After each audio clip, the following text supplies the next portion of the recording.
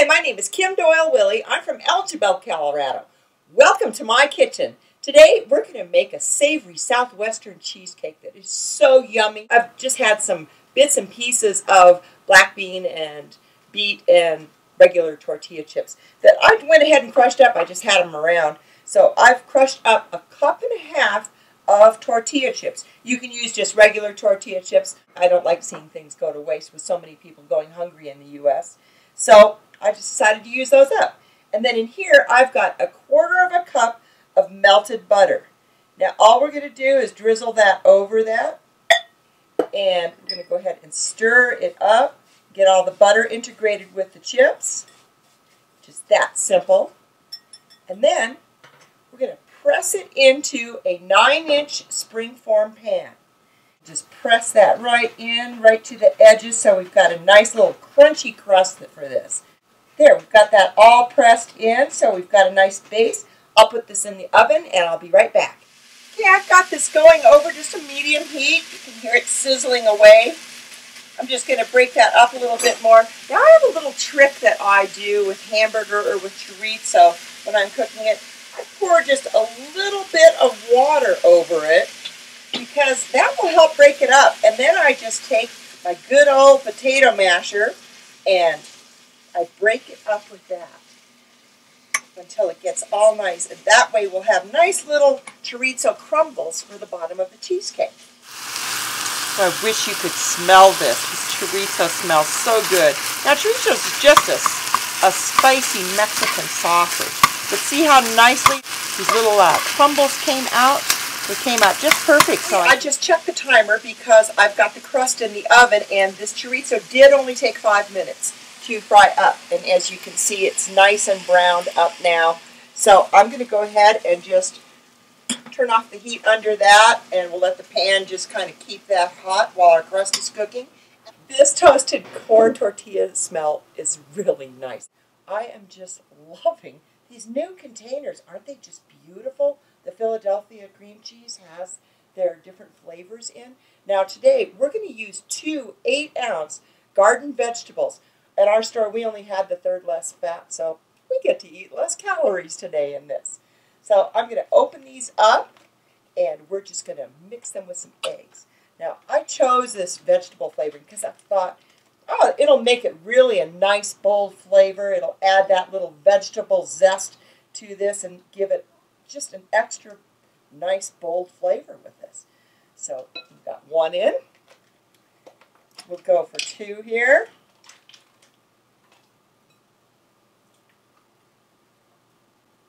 There, just like that. Now, I only took these out of the refrigerator just a little bit ago. I didn't even soften them. The cream cheese in a tub is a little bit softer anyway. Now what I'm going to do is mix in 2 eggs that I have ready. We'll go ahead and just whisk those together really quick and get them mixed up, and then we'll go ahead and add in the rest of our other ingredients. Now this is just such a fast recipe. There, we've got all those eggs integrated in.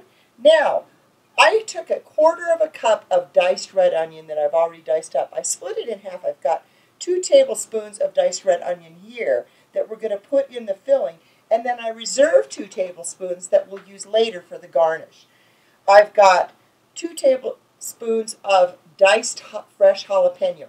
Now you could use a 4-ounce can of diced green chilies, or if you don't like things as spicy, be sure not to put as many jalapenos in. Now, the 2 jalapenos that I used kind of large ones. They were about this big. And you'll see that it makes it pretty spicy, and it gives it a nice color and a garden freshness. Now what I'm going to do is mix in 2 cups of grated cheese. Oh, prematurely! So we're going to dump in, I'm just using a jack and a cheddar mix. So we're just going to stir that all together till it's nice and combined. Okay, back with the chorizo. You can see there's not much grease on that, and the water all steamed off of it. It just helped it just get nice and crumbly like that. I'm going to go ahead and put the chorizo in there and evenly spread it over the bottom. So we've got it nice and covered here. Oh, it smells delicious. We'll just cover the crust with that chorizo. And now we'll just add our cheese mixture. We'll just go ahead and spread this evenly over the chorizo. And then we're going to put this in that 325-degree oven for about half an hour. So we'll just use that spatula to spread this around and make it nice and even. And I'll show you this in a second. It's too bad I just have a webcam here. We're going to stick this in the oven right now for half an hour, and we'll be back to you. Okay, I'm officially excited. This smells so good. I'm going to go ahead and take a knife and just run it around the rim of this pan to separate that cheesecake and make sure we get all the goodness on our plates and not left in this pan. Okay, we've got that done. Now I'm just going to pop the spring on this. And voila! Whoever said cheesecake was just for dessert? I think this looks like a gorgeous thing, and it's just so yummy. Now, I could have made this with regular cream cheese, which is what I've done in the past, but I just wanted that extra oomph that this Philadelphia garden vegetable cream cheese gives me. And it's just got onions, it's got bell peppers, it's just got all that extra flavor in it. And I thought that would be really tasty. I've got a half a cup of sour cream. We're going to put that right on the top of this and just cover it with sour cream.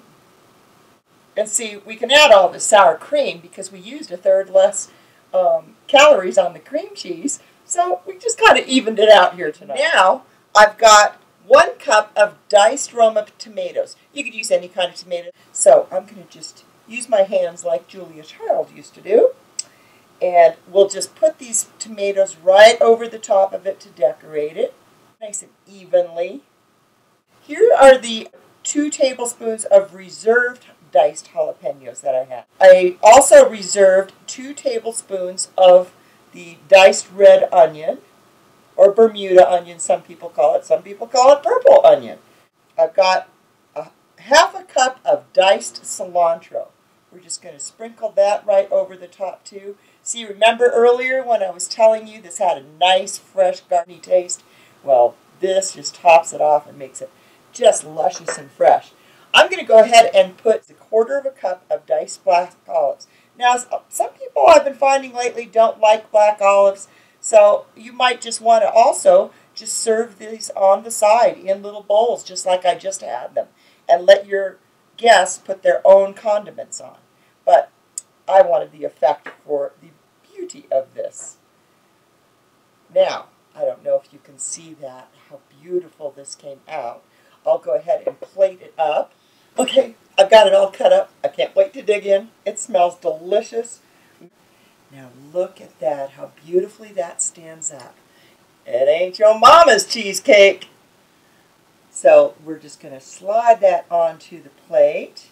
When I serve this, I'm going to go ahead and put a few tortilla chips with it for my guests, because this is kind of a reminder of one of those 7-layer dips or something, but instead it's got that yumminess of Kraft Philadelphia cream cheese. Let's just go ahead and do a little quality control on this quick.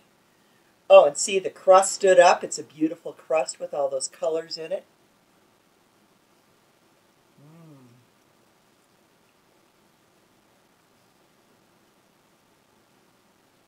You're going to love this.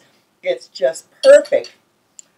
It's perfectly seasoned with the jalapenos, and then the Kraft Philadelphia garden vegetable is so good because it's just naturally salted. You didn't have to add salt to this recipe. It took 15 minutes for prep, half an hour to cook it, and you've got a great appetizer for anywhere from 8 to 12 people. Boy, that has levels of flavor in there, and with those fresh vegetables on top, this tastes great. I just want to say to you that there are a lot of hungry people out there in the world, and if you can't feed 100 people, feed just one. That's what Mother Teresa said. So until next time, see ya and have a great week of cooking.